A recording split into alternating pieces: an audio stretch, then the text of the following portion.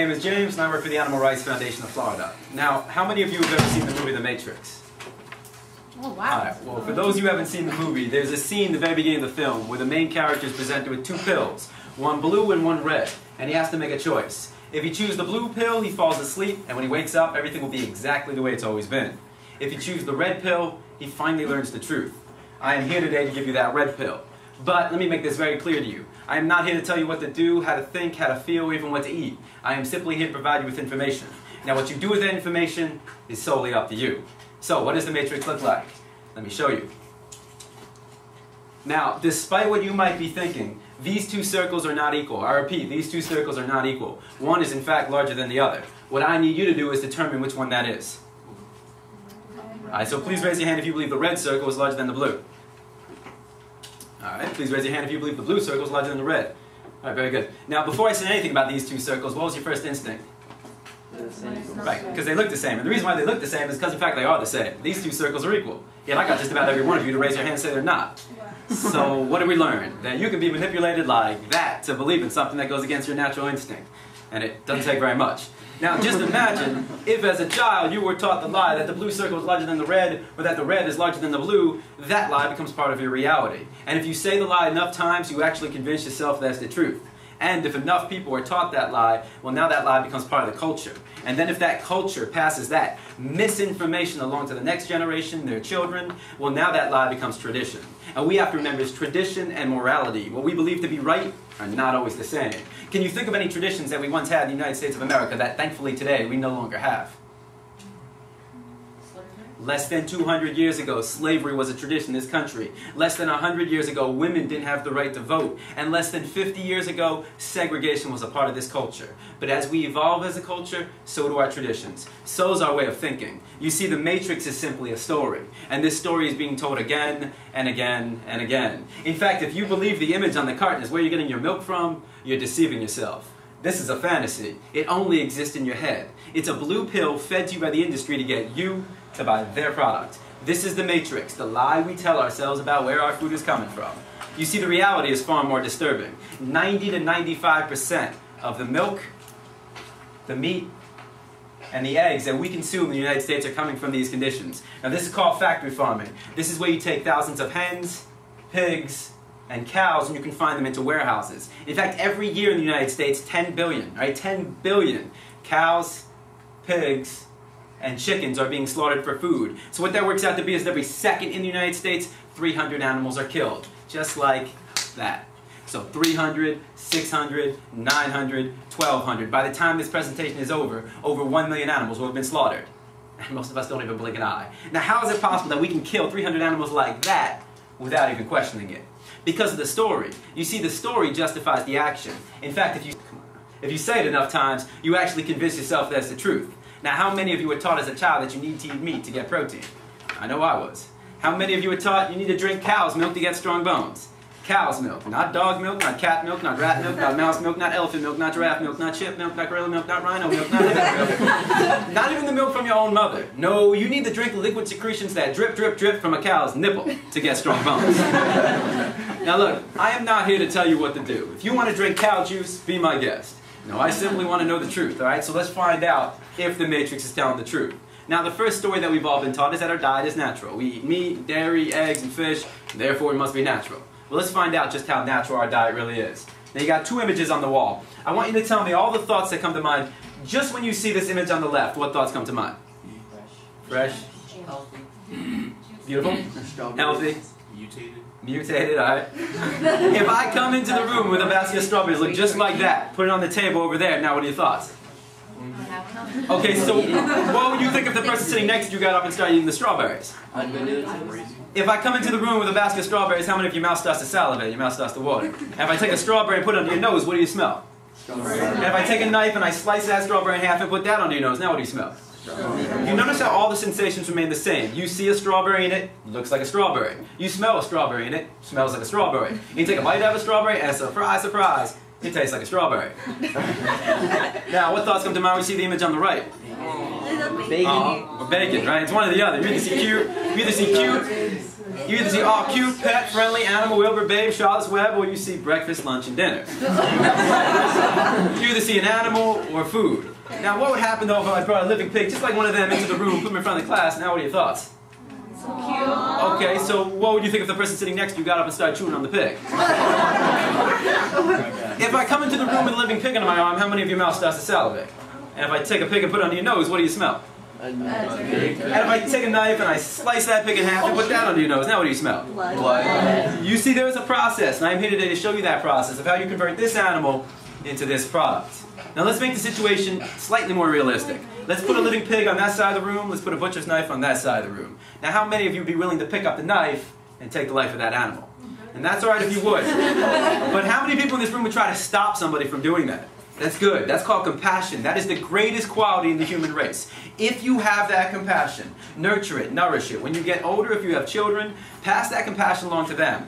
But if you would stop somebody from killing a pig in front of you, and then go home and have this for breakfast, well, that's called hypocrisy. Just because it comes in a nice, neat package all dressed up in your supermarket. Just because you didn't take the knife and shove it through their jugular. Just because you didn't get blood in your clothes, and just because you didn't hear their screams, doesn't mean you didn't participate in the killing. Every time you buy this product, you support somebody doing what you yourself wouldn't want to do, what you yourself wouldn't want to see, and what you yourself wouldn't want to hear. Now, if you still see bacon, sauce, and a ham, I bring a pig into the room, that's fine. But what happens when I change the piglets to two puppies? Oh. Yeah, I've never heard anybody say yum, so why not? What do you see? Cute, fluffy. Well, how many of you have a dog? Raise your hand. Alright, so most of us. So we don't eat our pet. You don't eat man's best friend. Now, you weren't born knowing a dog is man's best friend, or that a dog is even a pet. This is what your parents and your culture have taught you. But in other cultures, people are taught a different story. See, in certain parts of the world, people don't view this animal as a pet. In certain cultures, children are taught at a very young age by their parents to view this animal as breakfast, lunch, and dinner. So how do you feel about other people eating dogs? Ew. Now, why would it be nasty and disgusting to eat this animal, and not nasty and disgusting to eat this animal? It's not. Yeah. I mean, you can't tell me that dog doesn't taste as good as pig unless you've had them both. You can't give me the taste argument. You can't tell me that one is better than the other unless you've had them both. Now, I'm not telling you to go home and cook your dog and find out. But if you did and you put A1 sauce on them, my guess is probably going to taste like a steak. I think it'd be like worse, like because in Florida, like you don't see that many people eating dogs. Most time You don't see anybody. Nobody. Right, so that's the cultural story. In this country, you don't eat dogs, you don't eat cats, because they're considered pets. We consider a pig to be food, but that's just a cultural story. Step outside the culture and tell me what the difference is. You see, I remember as a child going to McDonald's. I didn't just get a slab of meat. That slab of meat had herbs and spices put in it. It was put on a grill and present me on a plate with a bun, lettuce, tomatoes, ketchup, mustard, onions, and some pickles. You see, what are all those things made out of besides the meat? Lettuce, tomatoes, onions, pickles, what is that? Vegetables. Vegetables. We put plants on the meat to make it taste better. In fact, what would meat be without condiments, spice, and herbs? It'd just be a dead animal. It'd be a carcass on your plate. It'd be no different from roadkill. Seriously, why do you think we have culinary arts classes? So we can decorate death. Because death by itself has very little appeal. So my question for you is, why would it be wrong to kill this animal? And why would it be right to kill this animal? What's the difference? Nothing. There is no difference. A lot of people say, but all dogs are cute. What does that mean? We only eat ugly animals? If I brought the ugliest dog in the world into the room right now, you'd get hungry? You might think one is cuter than the other, but that says more about you than anything about these two animals.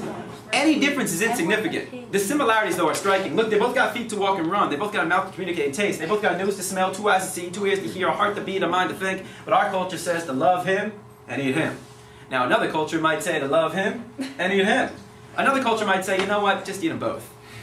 In certain parts of India, the cow is sacred. They would never think about eating a cow. Is that wrong? Is that disgusting? No, that's just the story they've been told. And that's all culture is. It's just a story. Anybody can tell a story. It's just make-believe. I'm not concerned with make-believe. I live in reality. I want to know what is real, what is natural to the human species. Because if you took somebody from Asia, Africa, North America, South America, Europe, Australia, we're all human. So let's find out what's natural. Take a 3-year-old from any country in the world. Put that 3-year-old in a room and line up 5 animals in front of that 3-year-old. A pig, a dog, a cow, a cat, and a chicken. You think the 3-year-old's going to know which one to pet and which one to eat? No. What's the 3-year-old most likely going to try to do? Yeah, pet them all. The 3-year-old has to be taught, no, don't pet him. Eat him, pet him, love him. That's what you were taught. You did not choose your diet. Your diet is a learned behavior. Your diet was chosen to you by your parents based upon a cultural story.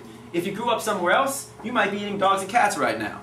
But I guarantee you this, if you were given the choice as a child, none of you would be eating animals. Because no child wants to hurt an animal. And no child wants to pay somebody else to hurt the animal for them. Think about it this way. Put a baby in a crib. Put on the right side a baby chick. Put on the left side an apple. Which one do you think the baby's going to try to play with? And which one do you think the baby's going to try to eat? Chicken. Yeah, most likely try to play with the thing that's moving and try to pick up the thing that's not moving and try to put it in his or her mouth. If the baby tries to eat the chick, what's the chick going to do? Yeah, peck, scream, and run away. Now, if you walked into a room with a baby in a crib, playing with an apple and chewing on the head of a live chick, what would you think of that baby?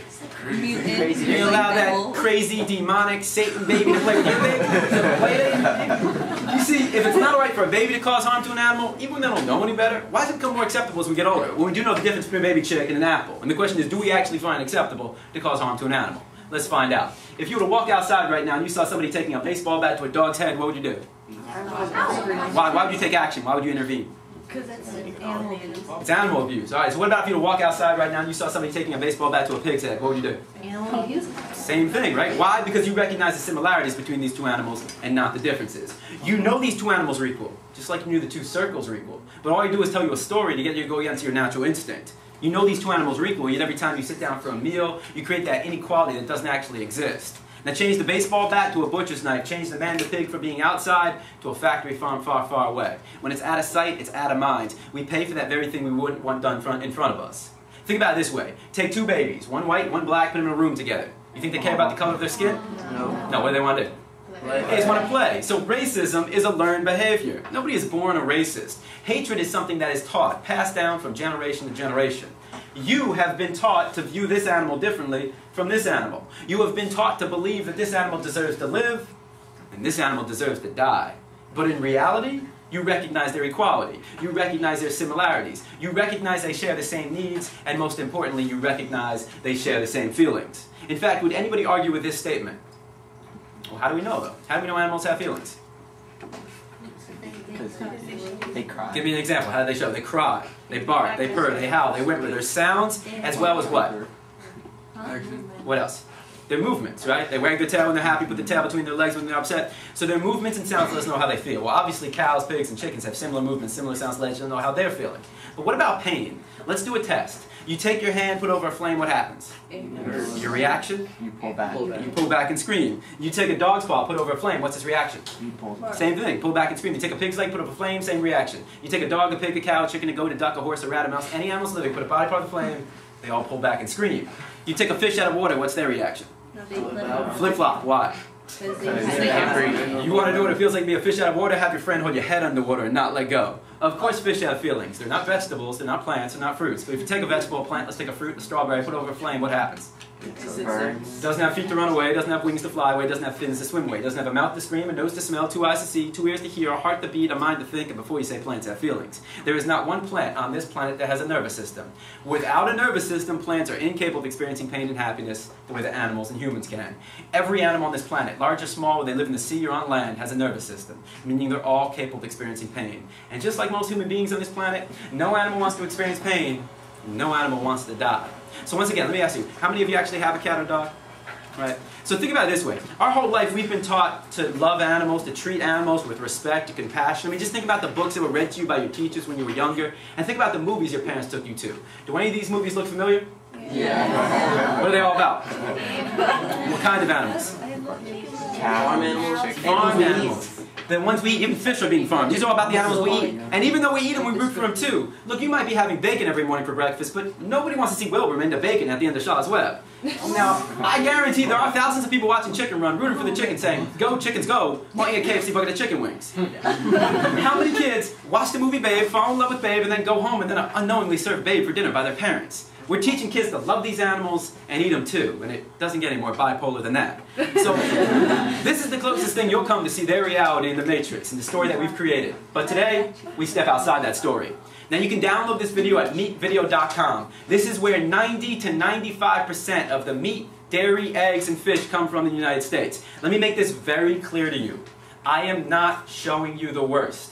What you are about to see is standard everyday procedure. And if you find it too upsetting, because it is very graphic, but this is their reality. And if you are consuming their reality, you are a part of it.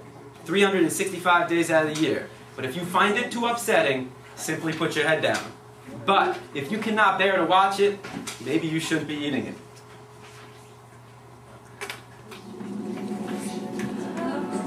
In the next few minutes, you will be given an eye-opening look behind the closed doors of modern farms, hatcheries, and slaughter plants, revealing the journey that animals make from farm to fridge.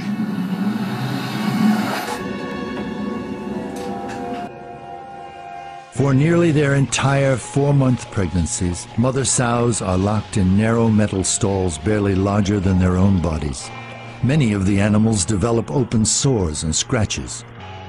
Workers often kick, hit, and yell at pigs to move them. Soon after birth, piglets are castrated by workers who cut into their skin and rip out their testicles. Next, the workers chop off their tails. Both of these painful procedures are nearly always done without anesthesia. Many animals die from botched mutilations. Piglets who become sick or injured or who are not growing quickly enough are killed. Common killing methods include throwing animals into bins and painfully gassing them with carbon dioxide. Others are killed by being slammed headfirst into the ground.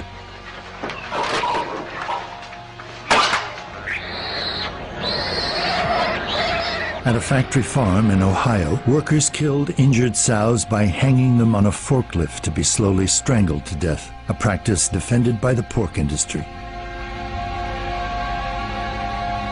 Pigs raised for meat typically live only 5 to 6 months, a mere fraction of their natural lifespan, in overcrowded pens like this. Workers frequently tattoo the animals with ID numbers by hitting them with metal-spiked mallets. Once pigs have reached market weight, they are sent to slaughter. At the slaughterhouse, pigs are knocked in the head with a steel rod, hung upside down, and have their throats slit. Improper stunning condemns many pigs to having their throats slit while they are fully conscious and suffering. Others are even scalded alive in the hair removal tanks.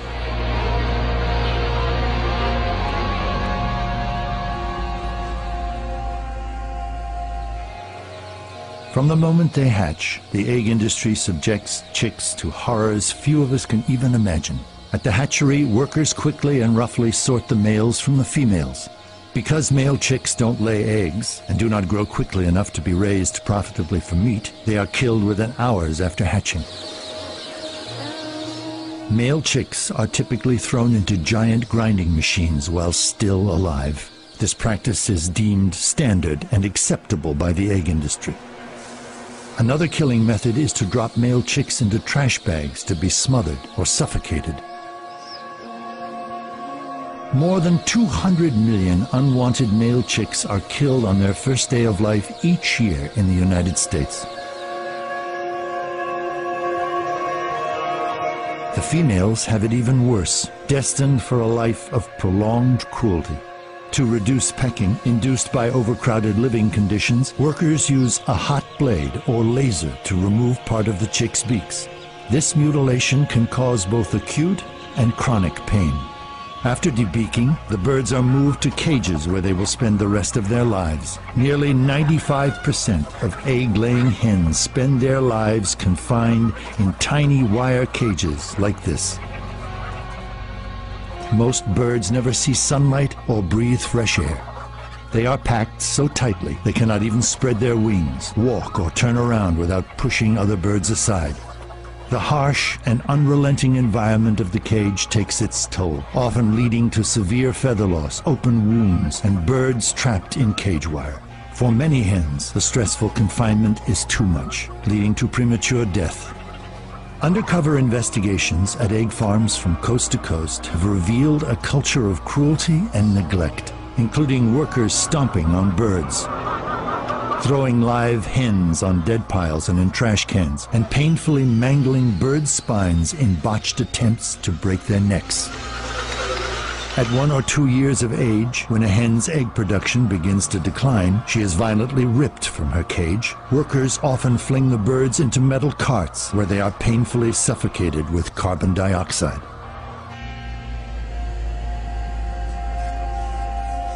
Crowded by the thousands into filthy sheds, chickens and turkeys are denied many of their most basic natural behaviors and needs, such as fresh air and exercise. Through genetic selection, chickens and turkeys raised for meat have been bred to grow so large so quickly that many suffer crippling leg disorders, chronic joint pain, and even fatal heart attacks. Sick or injured birds often have their necks broken. Others are clubbed to death.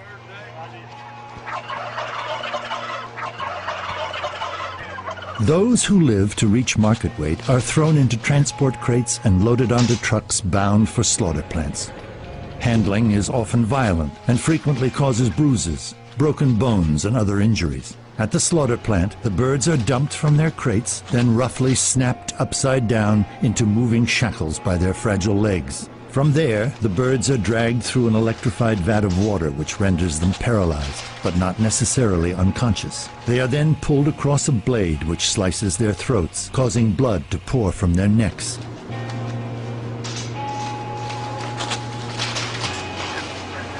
Some of the birds who miss the blade have their throats slit or their heads ripped off by a backup killer. Other birds are drowned and scalded in the tanks of hot water designed to loosen the bird's feathers. Cows produce milk for the same reasons that humans do, to nourish their young. But calves on dairy farms are dragged away from their mothers and violently killed, all so that humans can have the milk instead.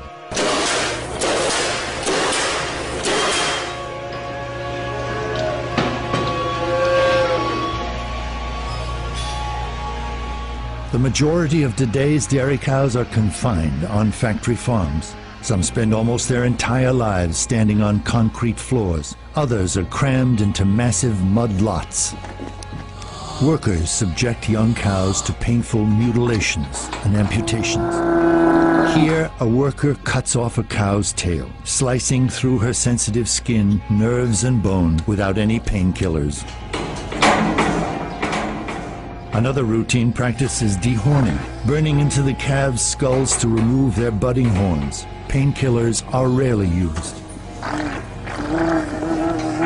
A 2010 undercover investigation at a dairy farm in Ohio revealed a farm worker stabbing cows with pitchforks, beating them in the head with crowbars, and punching baby calves.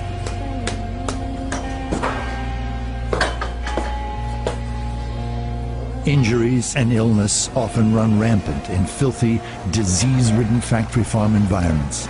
Cows too sick or injured to stand are called downers and are often left to slowly suffer and die from their injuries. At a fraction of their natural lifespan, the so-called spent dairy cows are prodded onto transport trucks and shipped to slaughterhouses. An undercover investigation at a slaughterhouse in California revealed downed dairy cows being kicked, shocked, pushed with forklifts, and water hosed in the mouth and nostrils in an effort to get them to the kill floor. Most cattle raised for beef endure several mutilations without painkillers, including castration and hot iron branding. Most spend the last few months of their lives in overcrowded feedlots, standing in their own waste. Unreliable stunning practices at the slaughterhouse condemn many cattle to having their throats cut and their limbs hacked off while still alive and conscious. Undercover investigations at kosher slaughterhouses in the United States have documented the routine practice of cutting open the throats of fully aware and alert cattle.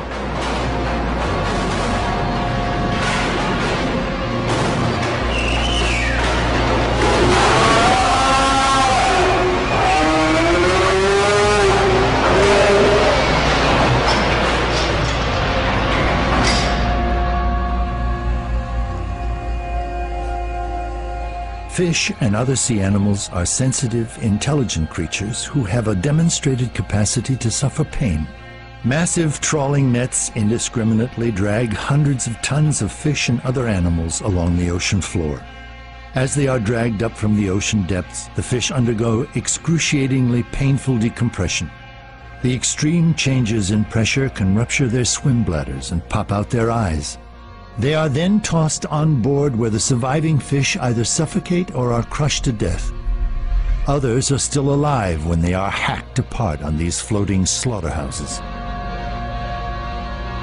Untold millions of dolphins, turtles, and other non-target aquatic animals are also killed by ocean trawler nets each year. Today, approximately 1 in 5 fish consumed worldwide is raised in captivity. Like factory-farmed animals on land, farm-raised fish are crowded by the tens of thousands in small, disease- and excrement-ridden areas for their entire lives. When fish reach market weight, they are loaded onto tanker trucks and shipped to slaughter, where common killing methods include slow suffocation.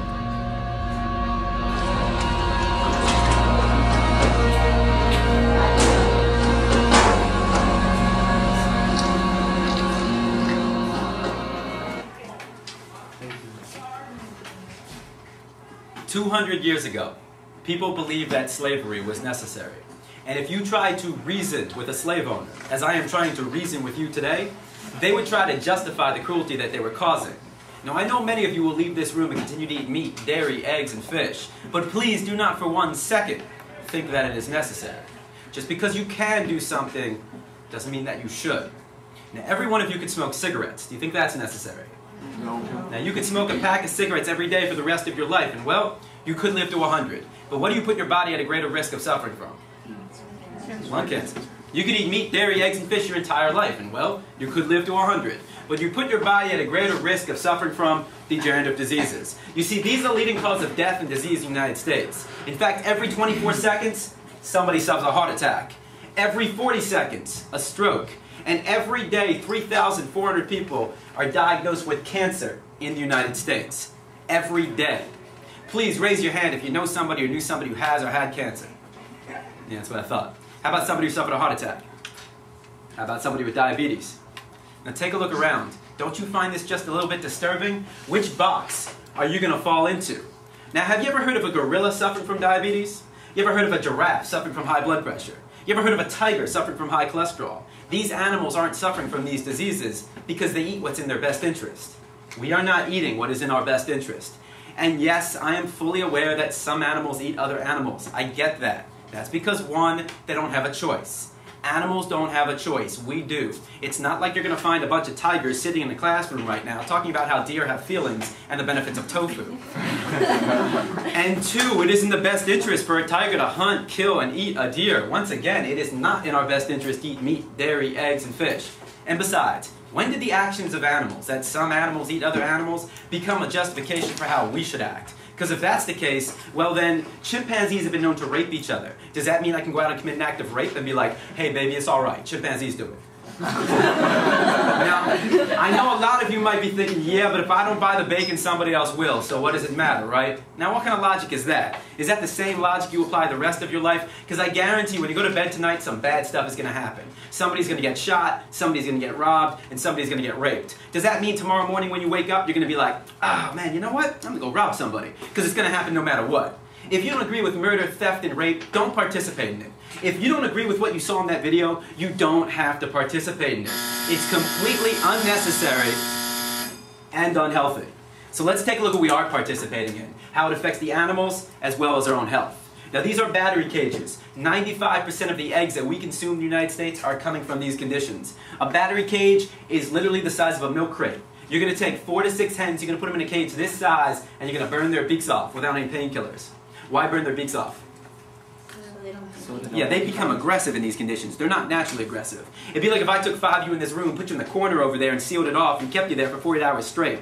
Now you might be best friends going in, but I guarantee after 48 hours, you're probably not going to be on the best of terms. So how does the industry solve this problem? Simple. Create a label. Cage-free, free range. Sounds pretty good. Looks pretty good too, right? Well, here's a cage-free farm in Virginia. You see, according to the egg industry, this is what freedom looks like. And what's your definition of freedom? Does this apply? No. Cage-free, free range, it's just a label. It allows us to feel better about what we're participating in, but it doesn't mean very much for the animals. What about organic though? Because we've all heard that's healthier, right? Well, organic simply has to do with the food the animals are fed. No hormones, no antibiotics, and no pesticides. Now, these are three things you do not want to put in your body. However, organic has very little to do with the conditions that the animals are raised in. In fact, this is an organic egg farm in Wisconsin. So let me ask you something. Where do these animals go to the bathroom? And where do they eat? And where do they sleep? Now, does that sound healthy to you? They eat, sleep, and defecate all in the same spot. It's funny how everybody wants to create better conditions for these animals. Better food, bigger cages, more space, all so that we can then humanely slaughter them. Humane slaughter, what exactly is that? Is that something you yourself would want to do? What's your definition of humane? What's your definition of slaughter? Is that when you like rub a pig's belly, feed him some milk and cookies, and chop his head off? If I did that to one of you, would everybody be like, well, at least he got his milk and cookies? Even on old McDonald's farm, and good luck finding it, all male chicks born in the egg industry are thrown out at birth. The day they are born is the day they die. Why does the egg industry kill all the male chicks? Yeah, they don't produce. They don't fit in the equation. So we're doing all of this so we can eat this. Might as well get to know what it is. What is an egg? What do you put in your body? And please, do not say a baby chick. This is not a baby chick. It's not a fetus or an embryo either. It can't be because it's not fertilized, which is good news because seriously, why would you want to eat an abortion? So what is it? It's an unfertilized egg, which doesn't sound too bad at all, except when you realize that every woman in this room once a month will shed an unfertilized egg if she's not pregnant. Once a month. What's that called?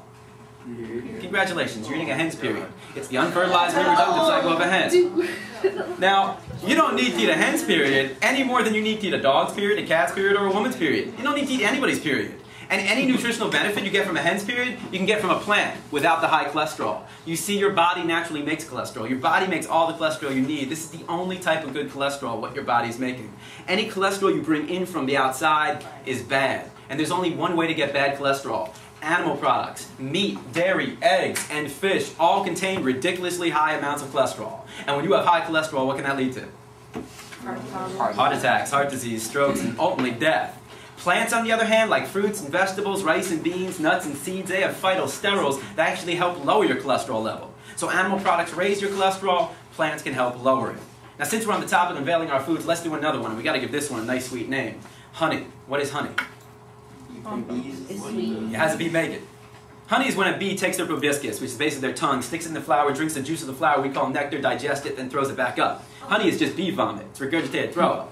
And bees are not vomiting for humans. They don't gather around the circle and be like, here you go, have some of my honey, have some of my vomit. They vomit for their own selves. They eat their own vomit and they feed it to their young. You do not need to eat the vomit of a bee any more than you need to eat your mom's vomit, your dad's vomit, your dog's vomit, your cat's vomit, or your baby mama's vomit. You don't need to eat vomit. Now, I love plants, okay? I love plants. That doesn't mean at the end of school you're going to see me on my hands and knees chewing on the grass. No, I love fruits and vegetables. I love me some collard greens, mangoes, cashews, and watermelon. And what I love best about watermelon is that it doesn't vomit. I love the fact that my cashews don't have periods. There's no such thing as the unfertilized reproductive cycle of a cashew. None of the food I eat, nothing comes out the front or the back. Let's do another one. How many of you like Jell-O, marshmallows, gummy bears, and gummy worms? The key ingredient for all 4 products besides sugar is gelatin. What is gelatin? What is it? Animal bones, animal tissues, melted down. That's what gives Jell-O and marshmallow that texture you don't find in other products. So this is what I'm telling you. Every product you buy, on the back of the product or on the side of the product will be a list of ingredients. Read those ingredients. Get to know what you're putting in your body. Because if you cannot pronounce an ingredient, maybe you shouldn't put it in your body. If you don't know what that ingredient is, go online, go to Google and find out. Because I guarantee you this, the industry is not going to call it by its real name. They don't call it animal bones, bee vomit Cheerios, or scrambled hen periods for a reason. Alright, let's do one more. Alright, how many of you like ham?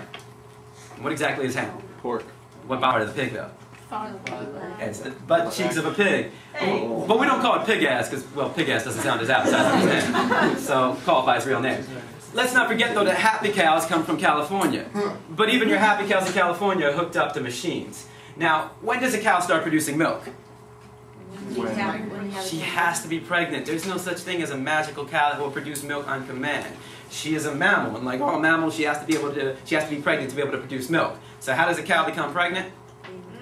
There's no sex in a farm. A farmer's not going to wait for a cow and a bull to get on. He's not going to set the mood, light some candles, and put on Barry White. So how do you get a cow pregnant without the bull? Artificial insemination. Now, if I were to artificially inseminate a woman without her consent, what would that be called? Rape. Now, I am not saying a woman is a cow, but I am saying rape is rape. Look up the definition. Exerting your power over another sexually. What is your definition of another? Does that only apply to women? How about men? How about other animals? You see, the crazy thing is that if I were to do this to my female dog so I could take my dog's milk and put it on my cereal, you would say, what are you, out of your freaking mind? Yet when it's done to a cow, it's considered normal. So what's your definition of normal? All right, now she's pregnant, she gives birth, what happens to her baby? Taken away. Taken away. All male calves born in the dairy industry are immediately taken from their mother, chained by the neck to a wooden crate, deprived their mother's milk, fed an inefficient diet, will never be able to turn around, will never see the light of day, and will live like this for 8 to 18 weeks. At which point they'll then be shipped off to slaughter and converted into what we call veal. Veal is just a nice way of saying young, sick, baby male calf. If you are drinking cow's milk, the only reason is because a male calf chained to a box isn't. Why do this to the male calf born in the dairy industry, as opposed to the female? How is the male different? Doesn't produce, just like the male chicks. They don't fit in the equation. But the female, well, she does. And she'll grow up to be just like her mother, which is a constant cycle of artificial impregnation, birth, and milking. But she too will be taken away from the mother. Why take the female calf away from the mother? What happens if she stays? What's she going to do? We don't want that, do we? So how do you think the cow feels having her baby torn away from her? Same way that you would feel when you grow up if you have a baby and your baby's torn away from you. It's called stress. Stress is hormones released throughout the body. These animals are born into a life of stress. You do not pasteurize the stress out. It becomes part of their flesh, part of the meat, and part of the milk. And when you consume their stress hormones, it has a negative impact upon your body. In particular, hypertension, high blood pressure, which can lead to strokes, which is the third leading cause of death in the United States.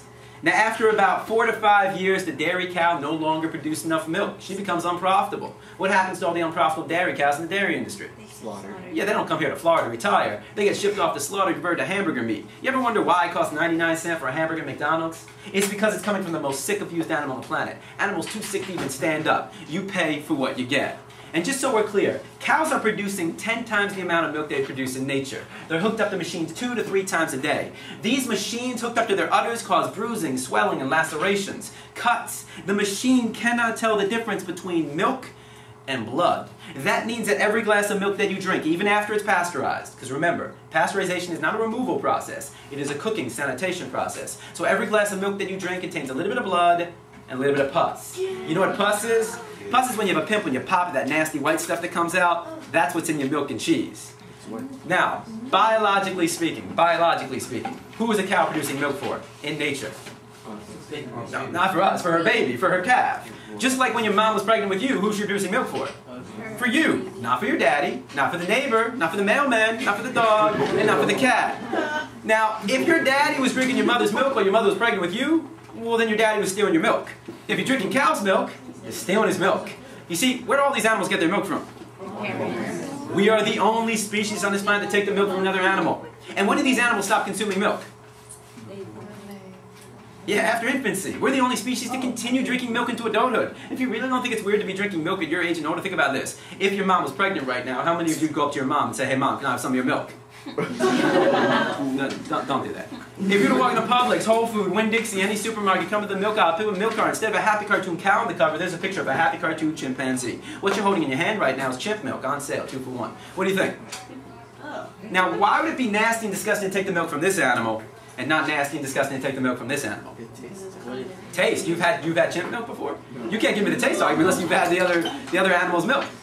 It's because it's a story. You've been told a story. But you know what? If you're drinking cow's milk and you can find yourself some chimp milk, I say make the switch. As disgusting as it is, it actually makes more sense for human beings to take the milk of a chimp than a cow. Why might that be? More related. Yeah, they share 98 to 99% of our DNA. If you're going to take the milk from any animal, besides your own mother, some other woman, wouldn't you want to take from the animals closest to us? Last I checked, we don't look anything like a cow. You see, a calf at birth weighs 90 pounds. That calf will grow to 500 pounds in 9 months. They put on 410 pounds in under a year. Man, there's only one product in nature that can make an animal grow that fast. What's that? That's what milk is. Milk is composed of natural growth hormones. It's like a natural steroid. And if you think you're drinking organic milk and not getting those hormones, think again. This is organic milk. It doesn't say no hormones. It says no added hormones. It'd be like if I said to you I got some rock candy with no added sugar.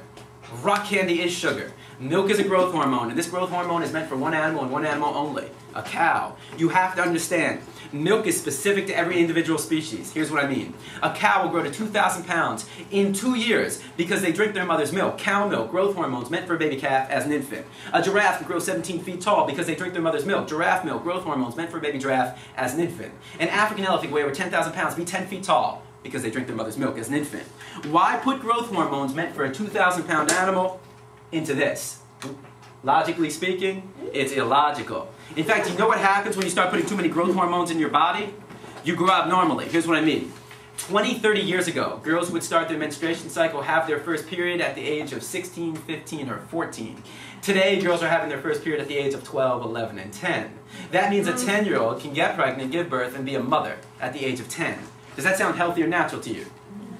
When I go into a middle school and I talk to a bunch of 6th grade students, some of the boys actually have beards, and a lot of the girls are, well, you know, they're big. And it's not the water they're drinking, it's the food we're putting in our bodies. And when girls are getting big and boys are getting beards, this is not good. When your body develops faster than nature intended, you are making your body more susceptible, more likely to get diseases, in particular, cancer. For women, breast cancer, ovarian cancer is on the rise and happening younger and younger women. And boys, you are not off the hook. You can get breast cancer as well as prostate cancer, which is on the rise and happening younger and younger men. In fact, what is cancer? Can somebody tell me what cancer is? When cells reproduce and they clog up together in like one tight space and they can't move around. Right, so you're talking about the cells are growing abnormally. It's an abnormal growth of cells. Cancer is an abnormal growth of cells. The more growth hormones you put in your body, the more likely those cells will grow abnormally. So how do you justify an illogical act? Create a story. Now every story has an author. Who is the author of this story? Who came up with this quote? The milk industry. And what's the ultimate goal of the milk industry? Is this about your health or is this about money? What about if I said to you there's a new story going around? Bacon, it does a body good. Would you believe that? No. How many of you eat bacon?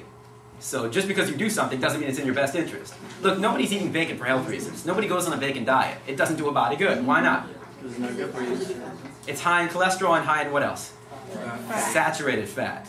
Well, guess what? Milk and cheese is loaded with saturated fat and cholesterol. In fact, how many glasses of milk does the dairy industry as well as our government, take a look at the food pyramid, tell us we need to drink every day?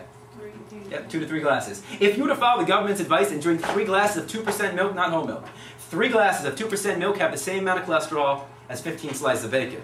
If I said to you, you need to eat 15 slices of bacon every day for the rest of your life to be healthy, would you believe that? No. If milk does a body good, why would 75% of the human population be lactose intolerant? That means 3 out of every 4 people on this planet, when they drink milk or eat cheese, and what is cheese? Just spoiled, rotten milk. They suffer from one of these symptoms: diarrhea, stomachache, gasiness, bloated, cramps, ear infection, excess mucus. If you suffer from any of these symptoms when you eat cheese, drink milk, congratulations, you're normal. It is normal to be lactose intolerant. Here's the reason why. All mammals, and human beings are mammals, have an enzyme known as lactase. Put an A right there. That enzyme breaks down the sugar known as lactose. However, as all mammals mature, including human beings, we lose that enzyme. That's why you don't see chimpanzees nursing on their mother after infancy, dogs nursing on their mother after infancy, giraffes nursing on their mother after infancy. This is why you're not going to go home and nurse on your mother, because you're not an infant, and it's freaking disgusting.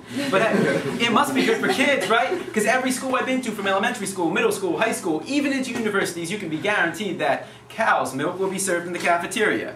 Yeah, what's the #1 cause of food allergies among infants and children? Anyone want to take a wild guess? No shit. Seems like probably. Seems like it's causing more harm than good. So how do you justify it? Oh, right, the story. What's in cow's milk that builds strong bones? Calcium builds strong bones. The question is this the best source of calcium for human beings? Let's find out. What countries drink the most milk? What do you think? Certainly the United States, England, Sweden, and Finland. Anybody know what osteoporosis is? The weakness of bones. Weakness of the bones. Weakening of the bones, degeneration of the bones, loss of bone density, brittle bones. Remember, you've been taught, drink cow's milk, get strong bones. What countries do you think have the highest rate of weak bones? Same one. That sucks. Because I thought this was supposed to do the trick. I thought all we do is drink a glass of cow's milk to get strong bones. It's funny how that's what we're taught. Yeah, why does every supermarket sell calcium supplements? Why would we need calcium supplements in the United States when we can't even go a day without eating cheese? If milk does a body good, why would 40 million Americans either suffer from osteoporosis or be at high risk of getting it? 40 million. I thought this was supposed to do the trick. The thing is, that's all it is. It's just a trick. This is not a random coincidence. There's more to it. And the more to it is this. Any product that comes from an animal has animal protein. Animal protein, when it enters the body, makes the body acidic. Your body is not meant to be acidic. Your body is meant to be in an alkaline state, a pH balance of 7 or slightly higher. When you eat meat, dairy, eggs, and fish, you put your body below pH balance 7. You make your body acidic, and now your body has to neutralize that acidity. And there's only one way of doing that. Release calcium from the bones. The calcium from your bones neutralize the acidity. Meaning the more cow's milk you drink, the more calcium you can lose. The more animal protein you eat, the weaker your bones become. Look at countries in Africa and Asia. They do not suffer from high rates of osteoporosis. They also don't drink very much cow's milk, if none at all, and they don't need as much animal protein. But what about your cereal? Problem solved. You can get all the milk from the plant. Soy milk, rice milk, hemp milk, oat milk, hazelnut milk, coconut milk, and my personal favorite, almond milk. They come in 4 flavors: vanilla, chocolate, plain, and original. I guarantee you will like at least one of these 7. They can all be found at Whole Foods and Publix, and the great thing about all these products is they contain the same amount of calcium as cow's milk. In fact, almond milk contains even more calcium than cow's milk. So what's the difference? There's no side effects. There's no blood because, well, plants don't bleed. There's no pus because plants don't get pimples. There's no high cholesterol. There's no animal growth hormones. And there's no stress hormones. And because it's plant protein, the calcium stays in the bones. It's a win-win situation. Better for you, better for them, and no animal has to suffer or die. Now, this is all well and good for your cereal, but to be honest, if you want calcium, go directly to the source. Fruits and vegetables, nuts and seeds, and beans are loaded with calcium. In fact, who is the largest, strongest land animal on Earth? Largest land animal. And what's the elephant's diet consist of? Are you going to tell an elephant he needs to start drinking cow's milk for strong bones? He gets all his calcium from the plants. Now, do these plants look healthy? Yeah. Well, here's what's not healthy. 68% of all diseases are diet-related. That's a government statistic. The good news is that means that 68% of all diseases are preventable. Is the 68% coming from the image on the right or the left? Right. Have you ever heard of somebody suffering a heart attack because they had excess amounts of kiwi, broccoli, and watermelon? No. What clogs arteries? Cholesterol. You don't get that high cholesterol from the plants. All that's coming from the meat, dairy, eggs, and fish. You get no fiber from meat, dairy, eggs, and fish. And what is fiber good for? Metabolism. Going to the bathroom. If you're having trouble doing it, eat some more plants. Fiber is only found in plants. You see, we are not eating the right foods for our body. Think about it this way. When you watch TV, what commercials do you see for food? Give me some of the commercials. McDonald's. Subway. Burger King. Wendy's. What else? Taco Bell. KFC. Arby's. Outback. Red Lobster. Popeyes. Papa John's. Domino's. Pizza Hut. IHOP. And what are they all trying to sell you? Food. What kind of food? Meat, dairy, eggs, and fish. And what commercials do you see interdispersed between them? You need some Pepto-Bismol? How about some Rolaids? Maybe you need some Tums. You got heartburn? Don't worry, we got you covered. You need some Metamucil? How about some Fibercon? You don't get enough fiber in your diet, can't take a shit? Don't worry, we got you covered. You need some Citracal? How about some Caltrate? You got weak bones, osteoporosis? Don't worry, we got you covered. You need some Lipitor? How about some Crestor? How about some Avapro? You got high blood pressure, high cholesterol? Don't worry, we got you covered. You need some Levitra? How about some Viagra? Can't get up? Don't worry, we got you covered. It's funny how all the food that we're told we're supposed to eat now comes with its own pill. So how do you justify an illogical act? Oh, right, the story. Look, there's over 6 million vegetarians living in the United States. Have you ever heard of a vegetarian going to the hospital for lack of protein? It's unheard of. In fact, the World Health Organization says all you need is 40 to 50 grams of protein per day. Let me show you how easy it is to get 40 to 50 grams of protein without eating meat. You take an avocado, a can of chickpeas, and a tomato. This is a very healthy, nutritious, inexpensive meal. This meal is dirt cheap, and you got 25 grams of protein. Just like that. You're halfway there. Oh, and by the way, it also contains calcium, iron, fiber, carbohydrates, and vitamins A, B, and C. Now, if you don't like this, why don't you try a peanut butter and jelly sandwich with a glass of soy milk? It has 15 grams of protein. This is how easy it is to get protein. Let me give you another example. A can of kidney beans. One can has 24 grams of protein. One single can. Almonds. 1 cup of almonds has 28 grams of protein. 1 cup. It also has iron, calcium, and vitamin E. Now, I do have a confession to make. I love ribs. I love ribs. But the ribs I eat do not come from the dead carcass of a pig. No, mine come from a plant. It's called veggie riblets. However, it looks the same and tastes the same as the ribs that you eat. The reason why is because they use the same condiments, spices, and herbs that you put on dead animals to make dead animals taste good. Now, you can find this in the freezer section of Publix and Whole Foods. This product will fool even the biggest meat eater. Each box has 2 servings. Each serving, 18 grams of protein. 36 grams of protein in 1 box. You don't need to worry about getting enough. Let me give you one more example. It's a Cliff Bar. It's a granola bar. It's made from nothing but plants and it tastes great. It's the size of this remote. It has 20 grams of protein in it. It costs $1.50 at Publix. You spend $3 at Publix, you'll be all set for your protein for the day. That's how easy it is to get protein. You do not need to worry about getting enough. As long as you are eating food, and Americans have no problem eating, you'll get enough protein. The problem is getting too much. The average American gets over 100 grams of protein per day, double what we're supposed to be getting. That is why 30% of children and 65% of adults are overweight. We have one of the highest rates of obesity in the entire world. Now, obesity can affect the body's ability to produce insulin, which can lead to diabetes, which would explain why we also have one of the highest rates of diabetes in the entire world. In fact, 25.8 million people in the United States have diabetes. Diabetes, obesity, and excessive amounts of protein, particularly animal protein, can lead to kidney failure, which would explain why over 20 million people in the United States have chronic kidney disease. So there is most definitely a problem with protein in the United States. We're getting far too much of it. And here's the problem. Your standard American diet for breakfast: cow's milk, bacon, and some hen periods. All right, how many slices of bacon do you want? 6? Enjoy the heart attack. All right, let's go with 3. Each slice has 5 grams of protein. 3 times 5. 15. How many hen periods do you want? 3. 2. Each hen period has 8 grams of protein. 2 times 8. 16 plus 15. And we'll do 1 glass of cow's milk. Each glass of cow's milk has 8 grams of protein. 31 plus 8. Congratulations, you are done for the day. That's not even including the toast with cow butter. You're already at the limit. Let's just round it up to 40 grams. 40 grams for breakfast. Let's go to lunch. Forget any snack in between. Add another 40 grams to the 40 you already got. And what do you got? 80 grams of protein. Let's go to dinner. Forget dessert. Add another 40 grams to the 80. What do you got? 120 grams of protein. All you're supposed to get is 40 to 50. You will get enough protein. And yes, I know I'm a skinny white dude with glasses telling you to get enough protein without eating meat. But these guys aren't skinny. And only 2 of them are white. And they all get enough protein. And these guys eat meat. They're all vegetarian. So please, do not tell me that you need to eat dead animals to excel at your sport. They seem to be doing just fine.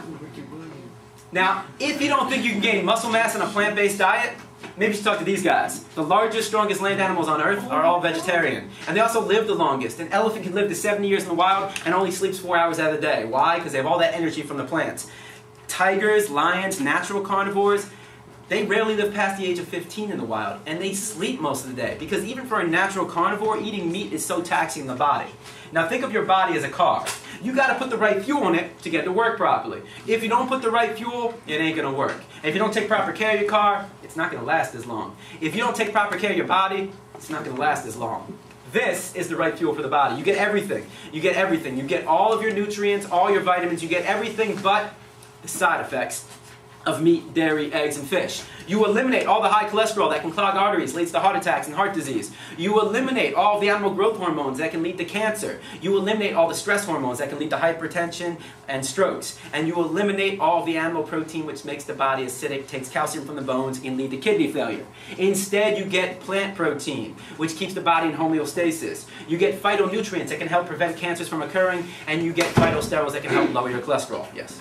If you start like a week from now or like today doing that, Yes. would it lower the risks of like? Yeah, of course. It's like if you're smoking cigarettes, you're putting yourself at a high risk of getting cancer. If you stop smoking cigarettes, you're protecting yourself from that. Doesn't mean you still might get cancer, but you're putting yourself at a less risk of it. That's the reality of this situation. And as long as you eat a variety of these foods, you will get all of your essential fatty acids. You will get all of the fiber for digestion. You will get all of your essential amino acids, all the protein. You will get all of the iron for the blood. You will get all of the carbohydrates for energy. You will get all of the calcium for the bones. And you will get vitamins A, B, C, vitamin D from the sun, everything. Right fuel for your body, wrong fuel for the body. According to your anatomy. Look, despite what you've been told, you don't look anything like an omnivore. Biologically speaking, we look nothing like carnivores. Do you realize that physiologically our anatomy is 100% identical to our brother from another mother? We look like herbivores. How so? Our teeth. Yes, I know you have canine teeth. Congratulations. Most herbivores on this planet have canine teeth. If you think you have sharp canine teeth, take a look at your cat or dog. They have fangs meant to rip through flesh. Ours are pretty darn flat compared to theirs. And we have more teeth like every other herbivore because we chew our food. Those of you who have a cat or dog, when you feed them, what do? They just have They bite it. Yeah, they swallow most of it, limited chewing. In fact, omnivores, carnivores, their jaw opens up nice and wide. They make a chomping motion just like this. The jaw goes up and down, up and down. Think of an alligator or crocodile. Herbivores, including humans, our jaw goes side to side. We grind our food just like this. We chew our food like horses and cows. If you're chewing gum right now, you know what I'm talking about. If we were meant to be on top of the food chain, don't you think we'd have some claws to rip through flesh? In fact, if I brought a pig into the room right now and asked you to kill the pig with your claws, the pig would probably enjoy it more than anything else. And most importantly, your intestines. Look, your small and large intestines combined make up 10 times your body size. Your body being your mouth, your anus, it's about that long. That's about 2.5 to 3 feet. Multiplied by 10, the average male, female adult has about 25 to 30 feet of intestines in their stomach, from this wall past that wall. Omnivores, carnivores, their small and large intestines combined make up only 3 to 6 times their body length. Half the size of ours. That means if this man has about 30 feet of intestines, Simba has about what? 15. So whose food travels out quicker? Simba's, which is good, because you can call it bacon as much as you want. Once in your body, it's no longer bacon. It's a dead animal. It's decomposing flesh. It's a rotting corpse. It's bacteria. And because omnivores, carnivores have 10 times the amount of hydrochloric acid, they can break the bacteria down. And because their intestines are shorter in length, they can shit it out faster. That's why you'll never, ever, ever hear of a tiger suffering from high cholesterol. It is physiologically impossible for that to happen. If we were meant to eat meat, dairy, eggs, and fish, why would we suffer from degenerative diseases? And I cannot leave without talking about fish. What do these two things have in common? Mercury. Right, you ever take a thermometer, break it open, drink the liquid? Of course not. Yet every time you eat fish, you're doing that exact same thing. We've polluted the oceans to such a great extent that BP oil spill is just one recent example that there's a warning label on fish. It says, nearly all fish and seafood contain some amount of mercury. Chemicals known to cause cancer, birth defects, and reproductive harm. Pregnant and nursing women, women who may become pregnant, hello, that's every woman in this room, and young children should not be following fish, including tuna. What else does the government tell women not to consume when they're pregnant? 3 things. Cigarettes. Alcohol. And drugs. So basically the government is saying, hey, look, if you think about becoming pregnant, lay off the cigarettes, lay off the alcohol, lay off the drugs, oh, and stop eating fish. If fish can do a woman's body that much harm, why would anybody want to eat it? The omega-3, the omega-6, the brain food in fish gets canceled out by the mercury poisoning. You can get omega-3 and omega-6 from flaxseed, hemp seed, and walnuts, plants, without the mercury and without the high cholesterol. So what do I eat? Funny thing is, I eat everything you eat. Everything you're eating right now, you can find in a healthier, cruelty-free form that, for the most part, tastes exactly the same. And the great thing is that all of this comes from like Whole Foods and Publix. I'm not asking you to do anything you wouldn't already do. You gotta go to the supermarket, you gotta buy food. So instead of getting a hamburger, get a veggie burger. Instead of getting a hot dog, get a veggie dog. You don't have to change anything. You're simply buying different foods that are healthier for you and healthier for them. Now, this is transition food. This can be a little bit more expensive. But please, if you are opposed to animal cruelty, not just cats and dogs, but all animals, please do not put a price tag on your compassion. And if you are doing this for health reasons, I got good news. The healthiest food on the planet is the cheapest food on the planet. Fruits and vegetables, especially the frozen kind, which tend to be fresher, beans, peas, lentils, rice, pasta, spaghetti, nuts, and seeds are the healthiest and cheapest food on the planet. This is what I like to call transition food. This will help you replace the meat, dairy, eggs, and fish. And once again, everything you see up here can be found at Whole Foods and Publix. And again, let me make this very clear. There is no sacrifice. The sacrifice is when I was eating meat, dairy, eggs, and fish. I was sacrificing the animal's life and my health. So, instead of dairy, soy butter instead of cow butter. It tastes exactly the same. But there's no blood, no pus, no cholesterol, no animal growth hormones, and no stress hormones. It's a win-win situation. Better for you, better for them. Non-dairy cream cheese to put on your bagel. It tastes exactly the same. Veganism instead of mayonnaise. Man, this stuff is so good it makes a bad veggie burger taste good. Sour Supreme instead of sour cream put on your baked potato, tastes the same. Coconut milk yogurt. It has all the active live cultures you get in cow milk yogurt, but without the blood, the pus, or the cholesterol. If you don't like coconuts, try soy milk yogurt. If you don't like soy milk, almond milk yogurt. You see, I got all the same flavors that you do, but more variety. Non-dairy ranch dressing to put on your salad. Soy cheese instead of cow cheese in the pizza. Non-dairy mac and cheese. This stuff tastes exactly the same. It's called Daiya cheese, found at Whole Foods. It's dairy-free, of course, so it's cruelty-free, cholesterol-free, but it's also soy and gluten-free. So if your allergies to soy and gluten, here you go. Coconut milk ice cream sandwiches, and hands down the best ice cream in the world, coconut milk cookie dough ice cream. Now again, if you don't like coconuts, soy milk ice cream. If you don't like soy milk, almond milk ice cream. If you don't like almonds, rice milk ice cream. You see, I got 4 alternatives to your 1. Dairy-free pudding. Gelatin-free Jell-O. And this is dairy-free, egg-free waffles for breakfast.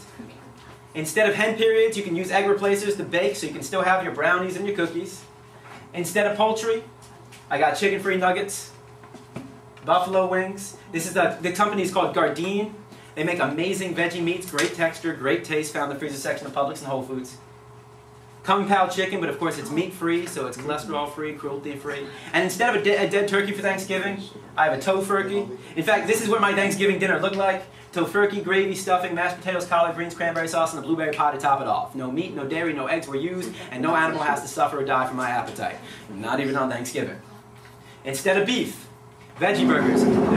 Sorry. Veggie burgers. There are dozens of veggie burgers on the market. Find the one you like. If you can't find a veggie burger you like, make it yourself. Rice, beans, corn, potatoes, mashed it up, grilled to your heart's content. You got yourself a very healthy, inexpensive burger.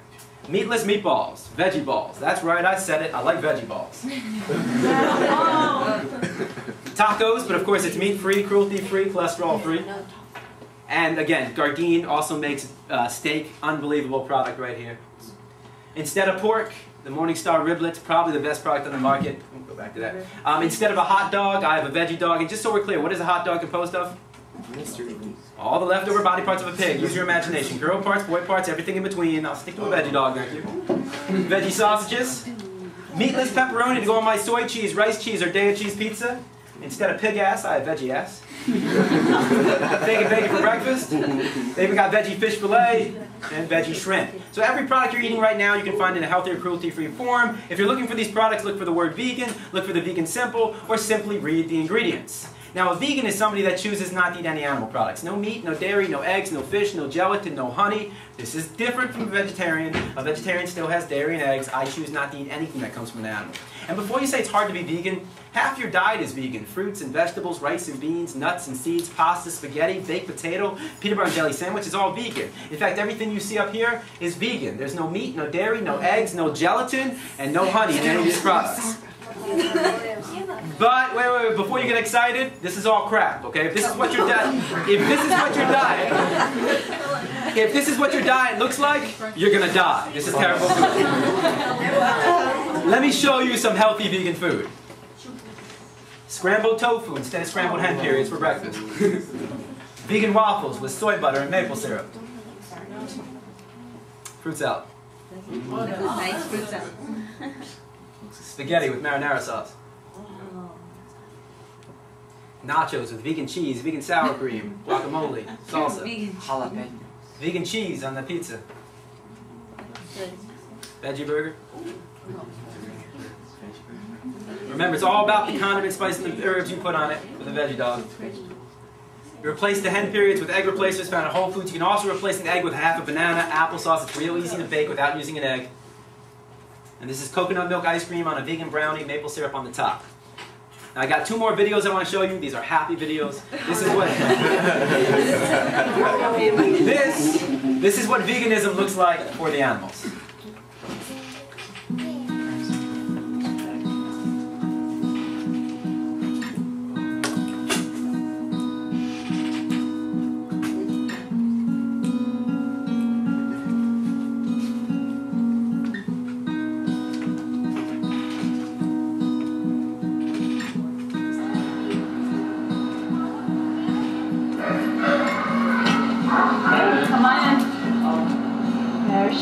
Beautiful girl. She was tagged for slaughter, and that would have been her fate, but she wanted to live, and so she literally ran for her life, and now she'll live out her life at sanctuary. It's interesting how the public responds when one individual animal, makes a run for her life. They end up making headlines on national news. People's hearts go out to this one individual animal. The cruelty that happens to farm animals is largely hidden behind factory farm walls, and people aren't aware of it. When you look in her eyes, everyone wants the best for her once they get to know her. And when people are able to identify with an individual and look her in the eye and see that she's a living, feeling being who has a will to live, then people care. I've been working here with animal care and control for almost 9 years. This morning was really astonishing to me. All of a sudden, it's dawned on me, the sweet, innocent cow running away from being slaughtered. And I never even thought about it before, that something is actually being slaughtered, and it's my ground beef, and it's my dog on steak and stuff like that, and we've been eating this for years. I never pictured that face on that, and it hurt. I can't do that. I can't. So now, we're gonna work on not eating me and my entire family. Because I'm realizing that this is a life I can save today. And with my family, we'll be saving a couple more. Thank you. She looks like she's about a year old. Absolutely beautiful Hereford. And those, unfortunately, are cows that they use for meat. She's most likely at a live market. And because they have a very strong will to live, like any living creature, she had a will to live, and she did it.